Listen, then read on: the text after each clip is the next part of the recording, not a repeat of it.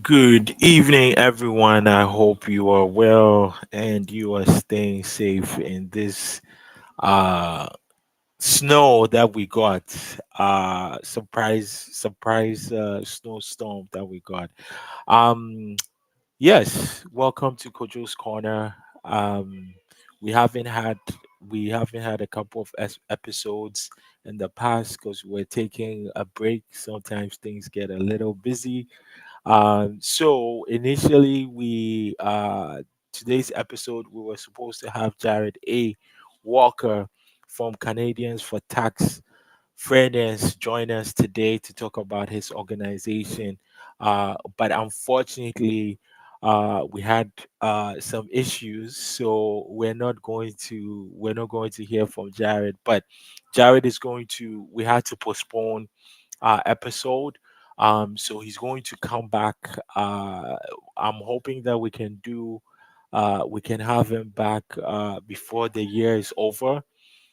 But if we can get him before December is over, we'll definitely get him back on the podcast early 2026. So I wanted to at least come here, let you know that Jared can make it. So instead of you having to hear Jared and I talking, what I wanted to do was I'm going to share what the organization that he works for, what they do, and if you haven't heard of them, you can check out some of the work they are doing, and maybe reach out to them to see how they can work with you and your community. So Canadians for Tax Fairness. I'm going to read a little bit about them, and that way you get a sense of some of the things that they are involved in. So, the Canadians for Tax Fairness, C4TF, is a non for profit, non partisan organization that advocates for fair and progressive tax policies aimed at building a strong and sustainable economy, reducing inequalities, and funding quality public services. Their vision, their vision is a country where taxation is regarded as a way to invest in Canada and Canadians. They believe in a progressive tax system where all individuals and corporations pay their fair share.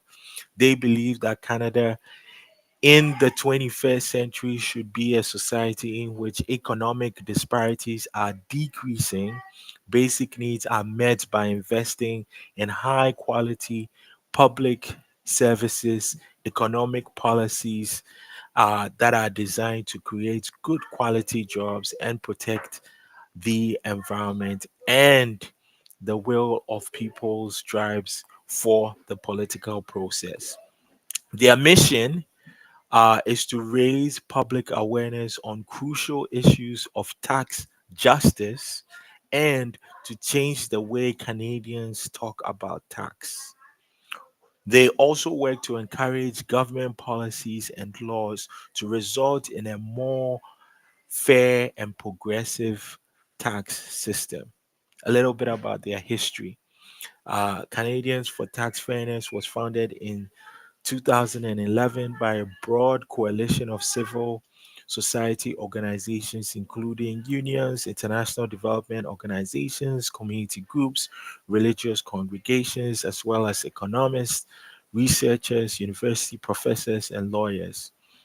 And all of them were united in their desire to steer Canadian tax policy towards addressing social, economic, and environmental challenges. So that's a little bit about Canadians for Tax Fairness. So I also wanted to read. I wanted to read uh, one of their. They came out with a statement, and I read this, and I was shocked. And so those that are joining our guests today couldn't make it due to uh, some issues. And so we're going to have Jared back on our next episode, hopefully uh, in December or maybe early in January. Okay, so I wanted to read this because I was perusing their website, and I read some of this, and I was like, this is something that the public needs to know. So um and again, you can go to their website, check out all the stuff they have. And this is the name of the report. um Alternative federal budget. And they had a report, and I'm just going to read a small section. It's not too bad. It's not too bad. I'm going to read it. Okay, so it says here, unfortunately, new federal government policies are taking us backwards on tax fairness. The government recently eliminated the consumer carbon tax, which returned more money to most low income families than they paid. A few days later, it canceled the partial closure of capital gains loophole, one of the one of the features of our tax system that most benefits the ultra wealthy. The first bill the new government introduced lowered the marginal tax rate on the first income bracket, which returns more dollars to high income earners than low income earners. Transferring more money to the wealthy will not solve the multiple intersecting crises Canada faces. We need a collective approach to use available resources to fund a green transition and provide affordable housing. Getting this done is not a matter of feasibility, it's just a matter of political will. And I guess these are the numbers. It says here, billionaire wealth in Canada increased by $309 million every day in 2024. Check this out, folks. Billionaire wealth in Canada increased by 309 million every day in 2024. Because of myriad loopholes and tax planning mechanisms, increasing billionaire wealth is typically taxed at a lower rate than the income of an average earner. That's you and I. When all taxes are considered, the top 1% of earners paid 23.6% of their income in taxes in 2022, while the average earner paid 36.7% of their income tax. The outcome of a system that increasingly concentrates income, wealth, and power among a select few can be seen south of the border right now. Canadians made clear in the 2025 federal election that they don't want to go down that path.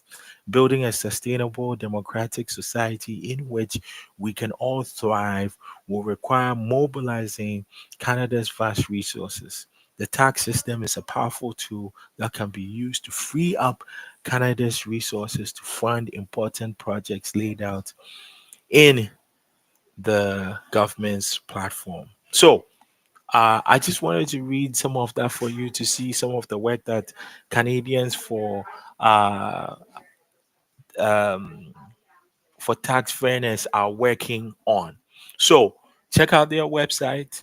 We're going to get Jared on here on the next episode. So please stay tuned. You can follow us on Instagram, on X, to get further information. And I think if for those of you that have been following us every December since I started this podcast, we always talk about or close out on the new year's municipal budget. So we'll be doing that in December. I'm going to see if I can get some other folks to join our episode, and we can talk about the 2026 City of Hamilton municipal budget, which that process has began already.